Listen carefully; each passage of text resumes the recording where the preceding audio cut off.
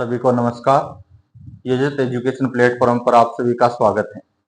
आज हम बीएड द्वितीय वर्ष का जो प्रश्न पत्र है ज्ञान एवं पाठ्यक्रम यानी knowledge and curriculum, paper code है 08 और जो मुख्य परीक्षा 2024 है उसके लिए जो महत्वपूर्ण प्रश्न है उन महत्वपूर्ण प्रश्नों का यहाँ संकलन किया है हमने और उस पर हम विस्तृत चर्चा करेंगे। तो आपको विदित है कि आपका जो पेपर है वो 3 खंडों में विभाजित होगा। प्रथम जो खंड है, पहला जो खंड है जिसे हम खंड ए कह सकते हैं या ए कह सकते हैं, इसमें 10 क्वेश्चन होंगे, प्रत्येक क्वेश्चन 2 अंक का होगा और कुल 20 अंक होंगे। यहां सभी प्रश्न करने आपको अनिवार्य है और प्रत्येक प्रश्न का उत्तर देते समय उत्तर के शब्दों की सीमा है वो है 50 शब्द। तो सबसे पहले यहां आपसे जिन्हें हम अति लघुतरात्मक प्रश्न कहते हैं वो पूछे जाएंगे। तो सबसे पहले आपसे पूछा जा सकता है प्रश्न संख्या 1 के अंतर्गत पहला विकल्प है अंतः प्रज्ञा किसे कहते हैं।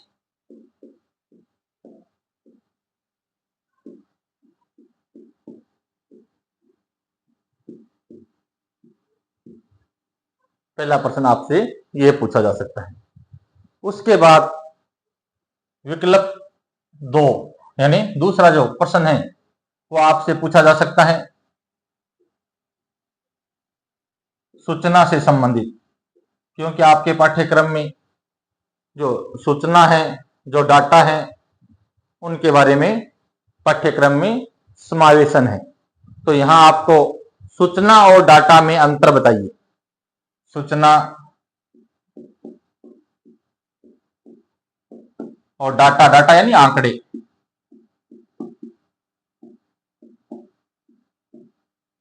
सूचना और डाटा में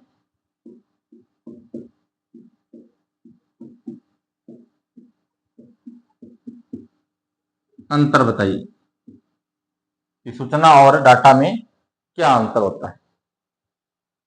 प्रश्न संख्या 3 आपसे पूछा जा सकता है पाठ्यक्रम के बारे में कि जो पाठ्यक्रम है वो पाठ्यक्रम किसे कहा जाता है।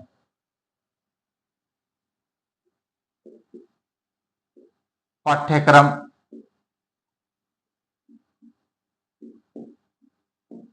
किसे कहते हैं, यानी जो करिकुलम शब्द हैं, करिकुलम शब्द की यहां आपको उत्पत्ति बतानी है कि किस शब्द से हुई है और जिस शब्द से हुई है वो किस भाषा का शब्द है और उस भाषा के शब्द का अर्थ क्या है। तो वो यहां बताना है कि पाठ्यक्रम है वो किसे कहते हैं।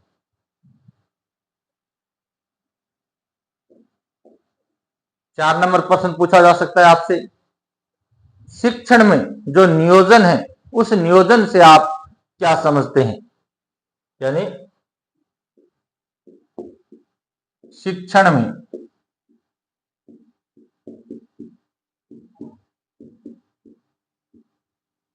नियोजन से आप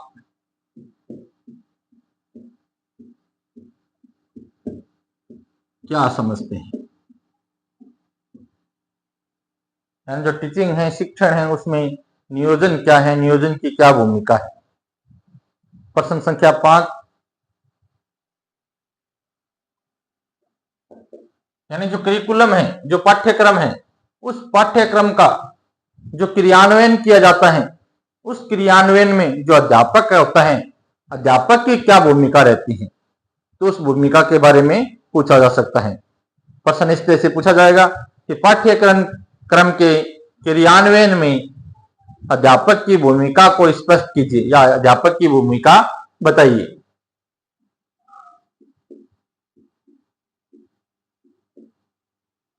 पाठ्यक्रम के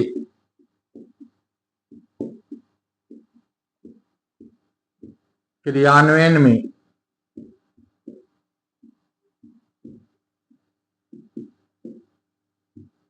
अध्यापक की भूमिका को स्पष्ट कीजिए।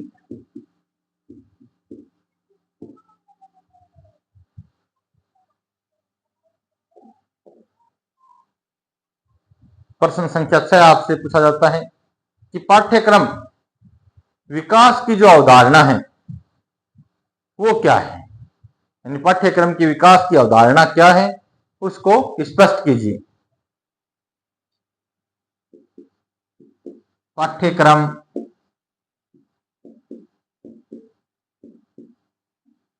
विकास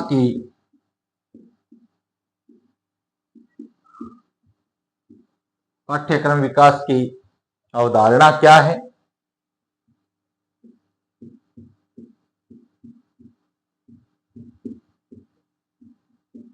स्पष्ट कीजिए।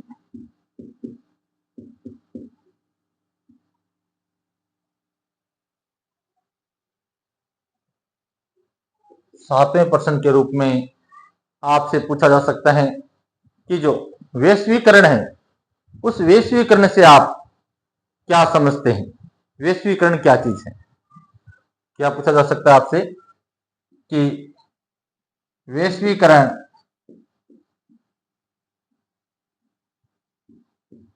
से आप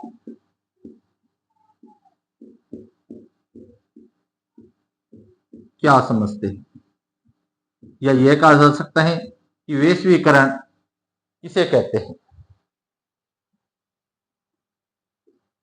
8 नंबर प्रश्न के रूप में आपसे पूछा जा सकता है कि शिक्षण की जो परिभाषा है, यानी टीचिंग की जो डेफिनेशन है वो आपसे पूछी जा सकती है। उसके अलावा उसका संकुचित जो अर्थ है, संकुचित अर्थ के बारे में भी पूछा जा सकता है। तो प्रश्न इस तरह से पूछा जा सकता है कि शिक्षण की परिभाषा एवं संकुचित अर्थ को स्पष्ट कीजिए।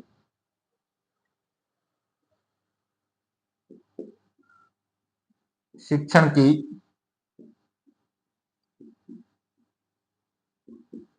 परिभाषा एवं इसके संकुचित अर्थ को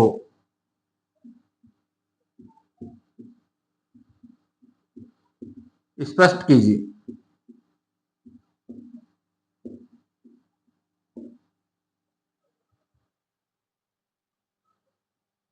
प्रश्न संख्या 9, यानी जो राष्ट्रीय पाठ्यक्रम की जो अवधारणा है, राष्ट्रीय जो पाठ्यक्रम है उसके बारे में प्रश्न पूछा जा सकता है कि राष्ट्रीय पाठ्यक्रम की जो अवधारणा है उसकी जो विशेषताएं हैं उन विशेषताओं के बारे में पूछा जा सकता है।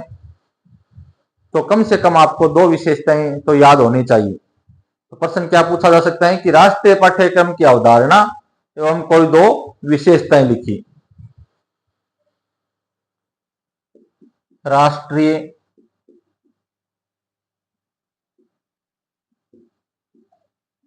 पाठ्यक्रम की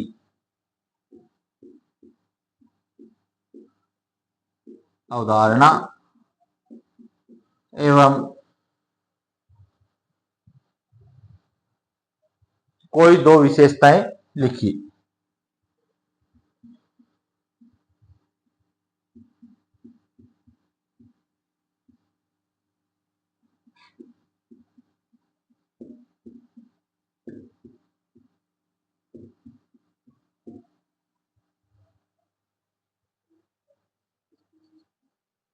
प्रश्न संख्या 10, पाठ्यक्रम सुधार के लिए अलग अलग जो आयोग बने हुए थे, अलग अलग कमेटियां बनी थी, सबने अपनी यानी विचार रखे थे, अपनी स्तुतियां हैं वो दी थी। तो उसमें से एक माध्यमिक शिक्षा बोर्ड या माध्यमिक शिक्षा आयोग भी था, जो जिसका गठन 1953 में किया गया था, 52-53 में। तो उसके सुझाव पूछे जा सकते हैं कि पाठ्यक्रम सुधार के लिए माध्यमिक शिक्षा आयोग ने क्या सुझाव दिए थे। पाठ्यक्रम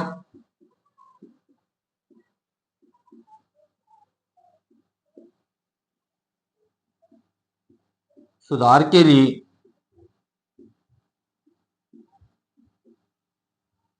माध्यमिक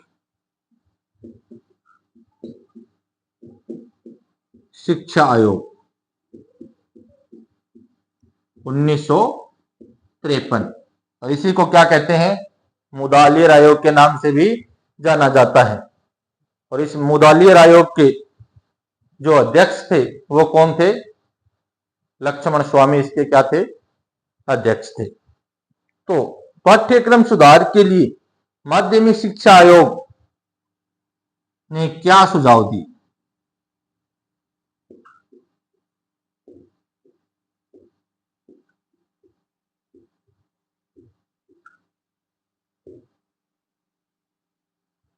तो ये आपका खंड है, 10 प्रश्न है, प्रत्येक प्रश्न 2 अंक का है, कुल 20 अंक है।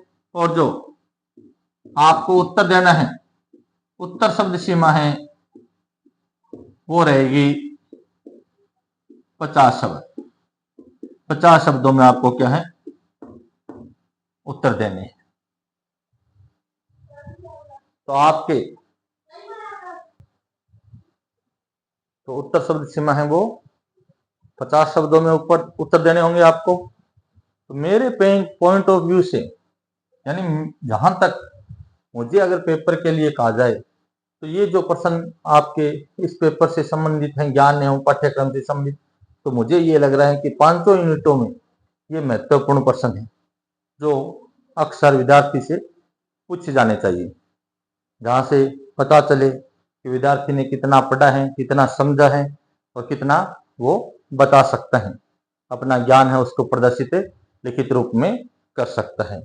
तो ये क्वेश्चन आपके लिए क्या है, महत्वपूर्ण है। आप इनको अच्छे से पढ़ें और तैयार करें। संभावित प्रश्न है, लगभग मुझे ये लग रहा है कि ये प्रश्न आपके परीक्षा में आपको मिलेंगे।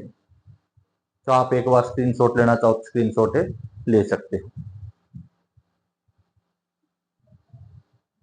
अब दूसरा खंड जो है वो है खंड ब। खंड ब में आपको 5 प्रश्न करने, प्रत्येक प्रश्न है वो 6 अंक का है।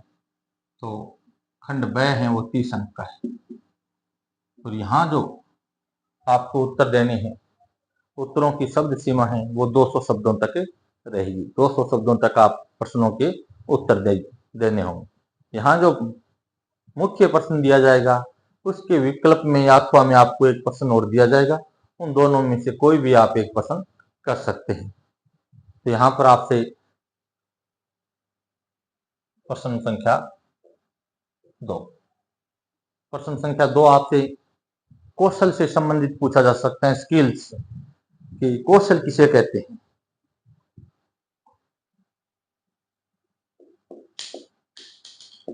कौशल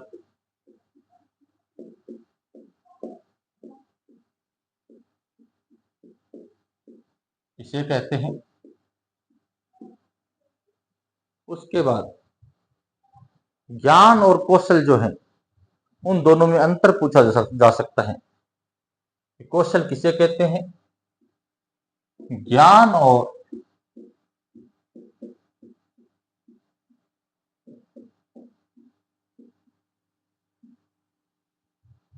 और कौशल में प्रमुख अंतर क्या है।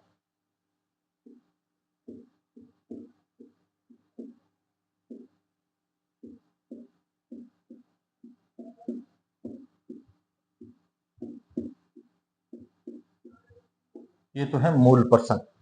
इसके अथवा में भी आपको एक प्रश्न मिलेगा, आप ये प्रश्न भी कर सकते हो, या फिर इसके अथवा में प्रश्न दिया जाएगा वो प्रश्न भी आप कर सकते हो। अथवा में आपसे पूछा जा सकता है कि एक शिक्षक के लिए या एक अध्यापक के लिए ज्ञान एवं पाठ्यक्रम की क्या उपयोगिता है।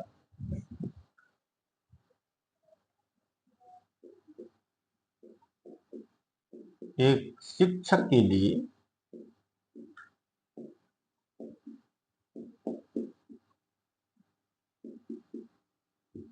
ज्ञान एवं पाठ्यक्रम की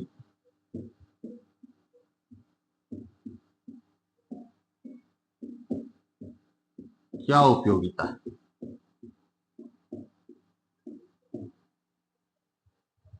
ये पूछा जा सकता है। प्रश्न संख्या 3। अब देखिए, पाठ्यक्रम है, पाठ्यचर्या है एवं सह पाठ्यक्रम है।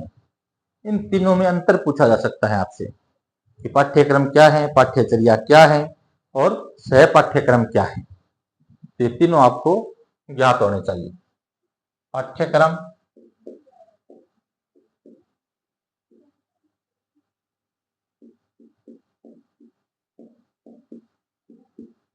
और पाठ्यचर्या एवं सह पाठ्यक्रम।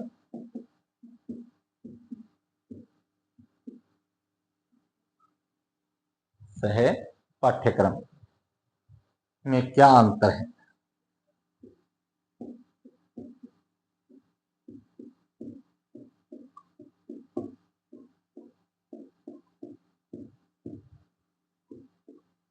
यहां भी आपको अथवा में प्रश्न दिया जाएगा। यहाँ आपको जो सामाजिक संरचना है, सामाजिक संरचना के जो विशिष्ट अर्जित प्रतिमान है या विशिष्ट प्रदत्त प्रतिमान है, उनके बारे में पूछा जा सकता है। प्रश्न किससे पूछेगा कि सामाजिक संरचना के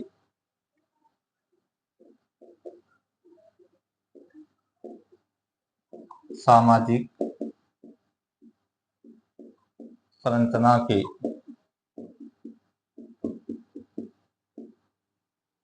सामाजिक संरचना के विशिष्ट अर्जित प्रतिमान,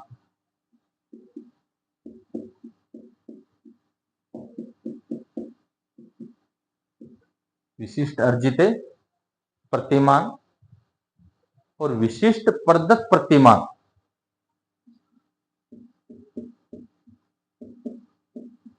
और विशिष्ट प्रदत्त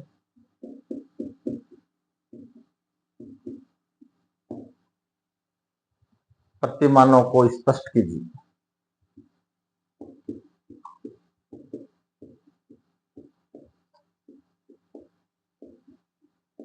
ये प्रश्न यहाँ अथवा में आपसे पूछा जा सकता है।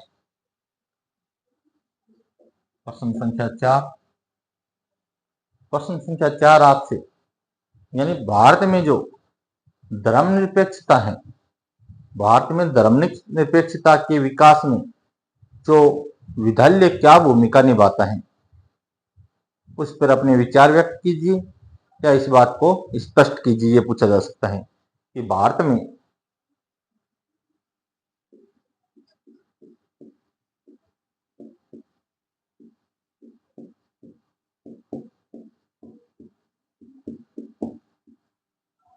भारत में धर्मनिरपेक्षता के विकास में, धर्मनिरपेक्षता के विकास में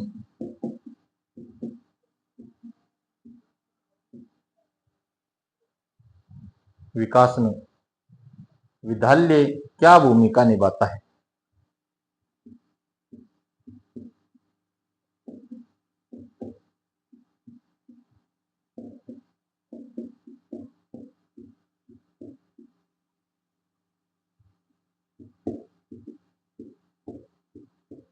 स्पष्ट करें।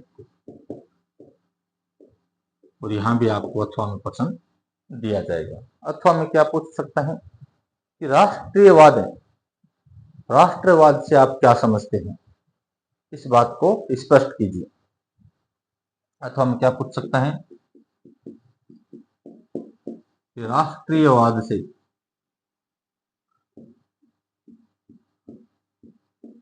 आप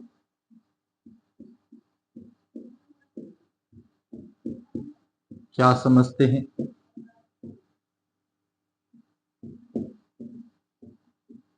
स्पष्ट कीजिए।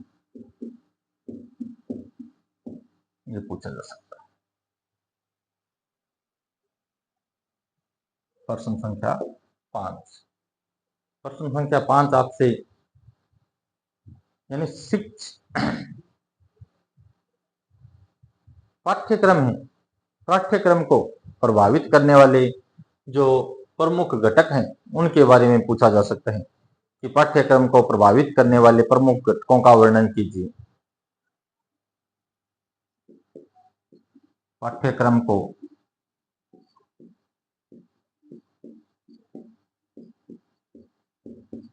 प्रभावित करने वाले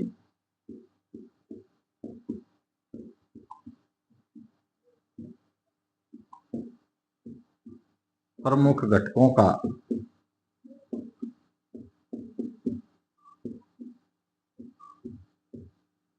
वर्णन कीजिए। और इसके अथवा में आपसे प्रश्न पूछा जा सकता है कि जब किसी पाठ्य वस्तु का चयन किया जाता है तो उसके लिए आधार क्या रखा जाता है, कौन कौन से आधार होते हैं, उन आधारों पर खरा उतर के पाठ्य वस्तु है उसका चयन निर्धारण होता है। तो पूछा जा सकता है पाठ्य वस्तु चयन के प्रमुख आधार बताइए। पाठ्य वस्तु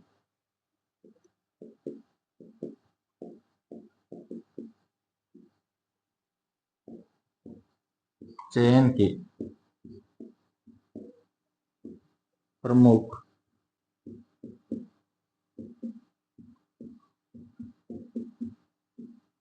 आधार बताइए। ये प्रश्न आपसे पूछा जा सकता है।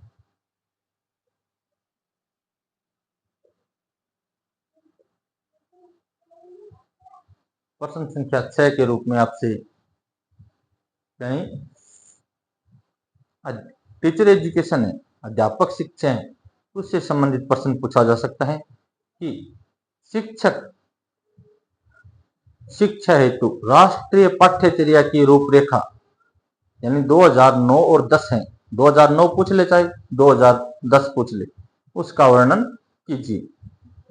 2009 में भी यानी पाठ्यचर्या के लिए रूपरेखा तैयार हुई थी और 2010 में भी हुई थी। तो आप दोनों याद कर लेना, 9 या 10 में से एक पेपर में उससे पूछी जाएगी।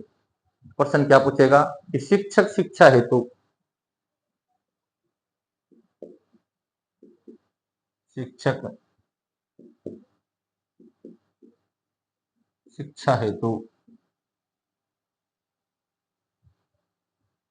शिक्षक शिक्षा हेतु राष्ट्रीय पाठ्यचर्या की रूपरेखा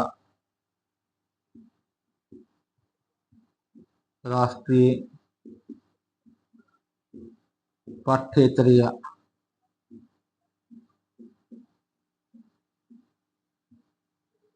की रूपरेखा। अब यहाँ राष्ट्रीय पाठ्यचर्या रूपरेखा 2009 और 10 दोनों यानी 2009 भी आपसे पूछी जा सकती है और 2010 भी पूछी जा सकती है। तो दोनों प्रश्न आपको यहाँ तैयार करने हैं। तो पाठ्यचर्या रूपरेखा 2009 और 2010, 2009 और 2010 है उसका वर्णन करना है।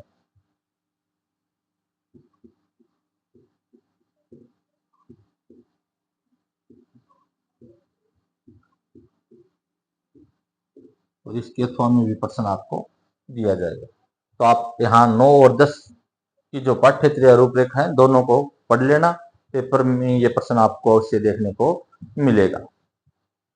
इसके अथवा में भी आपको प्रश्न दिया जाएगा। अथवा में आपसे प्रश्न जो भारतीय पाठ्यक्रम में सुधार की आवश्यकता क्यों है और नए पाठ्यक्रम के निर्माण में प्रमुख बाधाएं कौन कौन सी आ रही हैं, ये पूछा जा सकता है कि भारतीय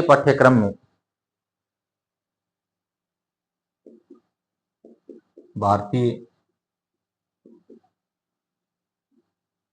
पाठ्यक्रम में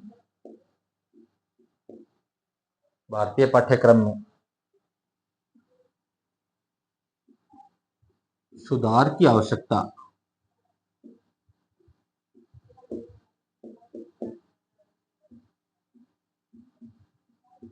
क्यों है। कि भारतीय जो पाठ्यक्रम है उसमें सुधार की आवश्यकता क्यों है और नए पाठ्यक्रम के निर्माण में प्रमुख बाधाएं कौन कौन सी हैं।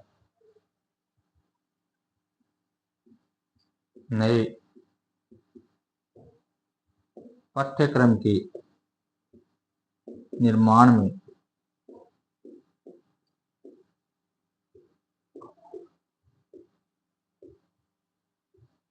प्रमुख बाधाएं कौन कौन सी हैं?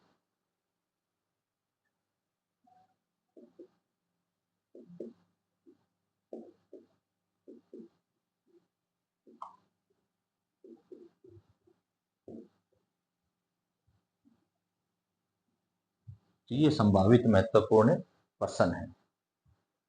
ये जो यूनिट 4 और 5 के प्रश्न हैं, इनको आपको अच्छे गहराई से पढ़ना होगा, क्योंकि आपका जो सिलेबस था उसमें ये 4 नंबर और 5 नंबर यूनिटें नहीं हो पाई थी। क्यों? इसकी वजह थी कि अगस्त के अंदर, यानी 21 अगस्त के बाद क्लास शुरू हुई और दिसंबर में आप लोगों की टीचिंग प्रैक्टिस शुरू हो गई। तो 3 यूनिट यहाँ हो पाई थी और यहाँ हमें 5 यूनिट है वो कवर करनी है। ये तब संभव होता जब 1 जुलाई से क्लासें शुरू होती, तब 5 यूनिट हम कर सकते थे। तो यहाँ आपको 10 प्रश्न है, 10 में से 5 प्रश्न करने हैं। प्रत्येक प्रश्न है वो 6 अंक का है और यहाँ जो शब्द सीमा रहेगी उत्तर के लिए वो 200 शब्दों में रहेगी। 200 शब्दों में आपको यहाँ क्या है, उत्तर देने हैं। एक बार आप स्क्रीनशॉट लेना चाहो तो स्क्रीनशॉट ले सकते हो। अब देखिए तीसरा जो खंड होगा वो होगा खंड से। यहाँ हमें 3 प्रश्न, प्रत्येक प्रश्न 10 अंक का और कुल 30 अंकों। यहाँ हमें 5 प्रश्न दिए जाएंगे, 5 में से 3 प्रश्न करने अनिवार्य और यहाँ प्रश्न के लिए जो उत्तर दे रहे हो उन उत्तरों के शब्दों की सीमा होगी वो होगी 500 शब्दों में उत्तर देने। अब यहाँ 3 यूनिट के बाद में आपको ये लग रहा है कि ये लास्ट की जो चौथे और 5 यूनिट के प्रश्न है ये तो हमें करवाए नहीं गए, पढ़ाए नहीं गए। देखिए 5 यूनिट है, उसके लिए पर्याप्त समय चाहिए, लेकिन फिर भी मैंने प्रयास किया था। 3 यूनिट मैंने जो आपका सब्जेक्ट है ज्ञान और पाठ्यक्रम उसमें करवाई। फिर बहुत कम समय में रहते हुए भी कंप्यूटर की 3 यूनिट मैंने आपको लगभग 4 यूनिट है वो पूरी करवाई थी। तो यानी एक ही पीरियड के अंदर 7 यूनिट करवानी और हमें करनी थी 5। अगर एक सब्जेक्ट होता तो 5 यूनिट हमारी कंप्लीट हो जाती, लेकिन नहीं हो पाई। लेकिन यहाँ हम जो प्रश्न बता रहे हैं, यहाँ हमने महत्वपूर्ण प्रश्नों का जो संकलन किया है वो आप अच्छे से तैयार कर लें। प्रश्न संख्या 7 आपसे ज्ञान की अवधारणा, उसकी प्रकृति के बारे में पूछा जा सकता है। तो प्रश्न संख्या 7 देखिए।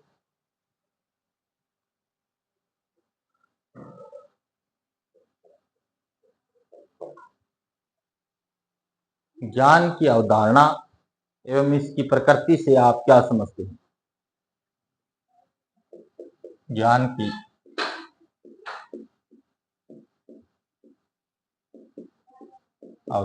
एवं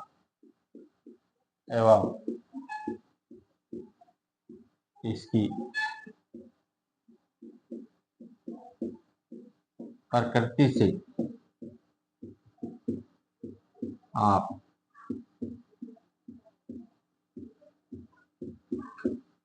क्या समझते हैं?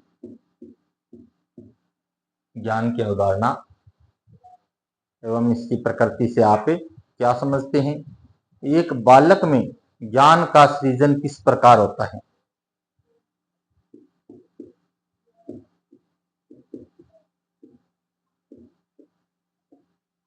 एक बालक में ज्ञान का सृजन या निर्माण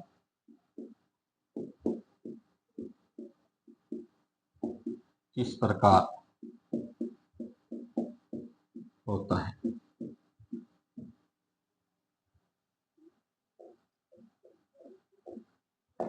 संख्या 8। अब यहाँ आपको पाठ्यक्रम का अर्थ पूछा जा सकता है, उसकी अवधारणा और उसकी प्रकृति के बारे में पूछा जा सकता है कि पाठ्यक्रम का अर्थ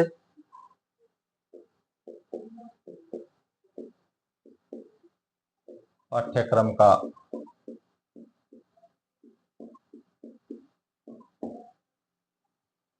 पाठ्यक्रम का अर्थ एवं अवधारणा को स्पष्ट कीजिए।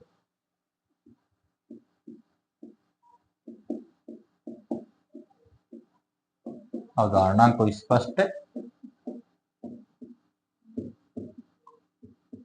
कीजिए। पाठ्यक्रम का अर्थ क्या है और पाठ्यक्रम की अवधारणा क्या है, उसको स्पष्ट कीजिए तथा इसकी प्रकृति का वर्णन कीजिए तथा इसकी प्रकृति का वर्णन कीजिए।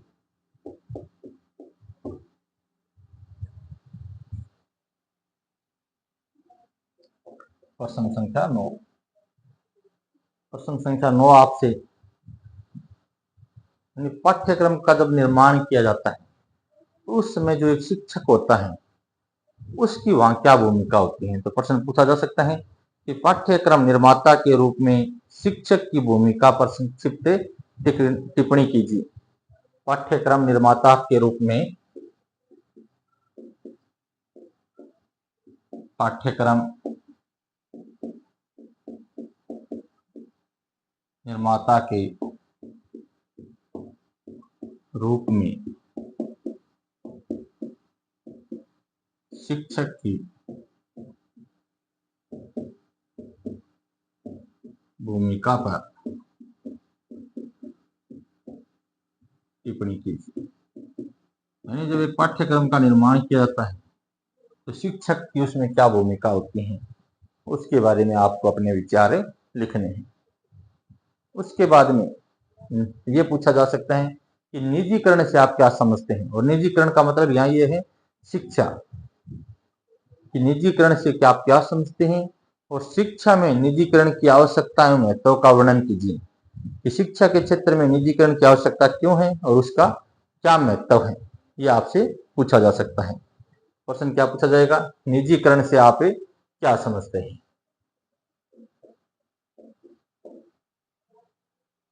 निजीकरण से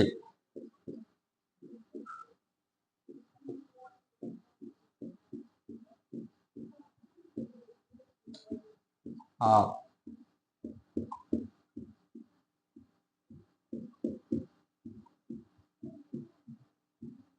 क्या समझते हैं। निजीकरण से आप क्या समझते हैं। शिक्षा में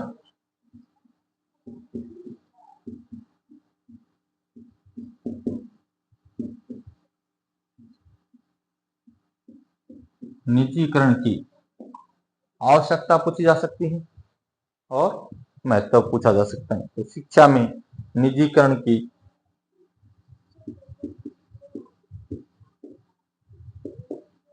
आवश्यकता एवं महत्व का वर्णन कीजिए।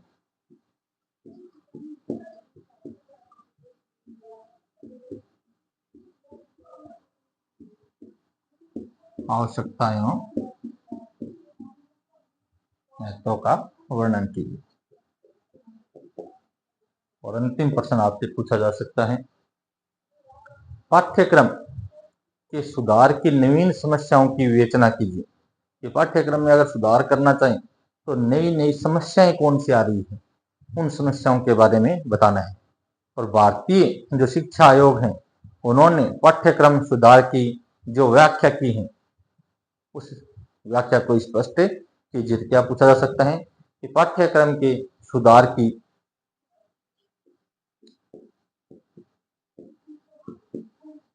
पाठ्यक्रम के सुधार की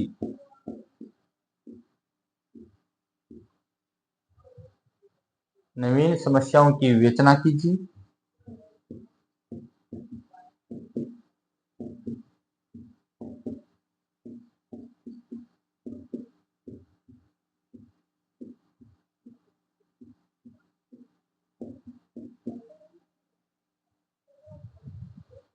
भारतीय शिक्षा आयोगों के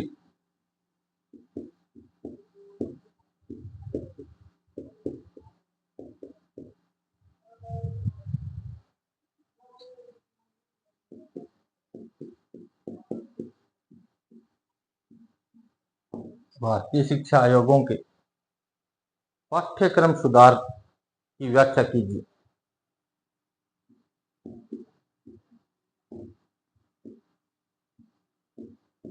पाठ्यक्रम सुधार की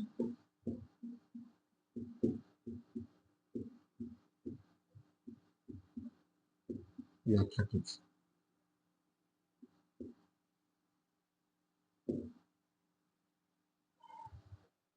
तो आपके खंड 6 से 5 में से 3 प्रश्न आपको करने हैं। प्रत्येक प्रश्न 10 अंक का है, कुल 30 अंक के होंगे। और यहाँ जो उत्तर शब्द सीमा होगी वो होगी 500 शब्दों में। 500 शब्दों में आपको यहाँ उत्तर देने होंगे। प्रत्येक प्रश्न का उत्तर है, इन 5 में से कोई 3 प्रश्नों के उत्तर आप दे सकते हैं, लेकिन आपको उत्तर है वो 500 शब्दों में देने होंगे। तो ये आपका बीएड सेकेंड ईयर का जो पेपर कोड 8 है, यानी ज्ञान एवं पाठ्यक्रम, नॉलेज एंड करिकुलम, उसके जो महत्वपूर्ण प्रश्न हैं उन पर हमने चर्चा की है। अगर आज की क्लास आपको अच्छी लगी है तो आप इसको लाइक करें और ज़्यादा से ज़्यादा जो बीएड के परीक्षार्थी हैं उन तक पहुंचाने का कष्ट करें, ताकि उनको भी फायदा पहुंच सके। आप सबका बहुत बहुत धन्यवाद।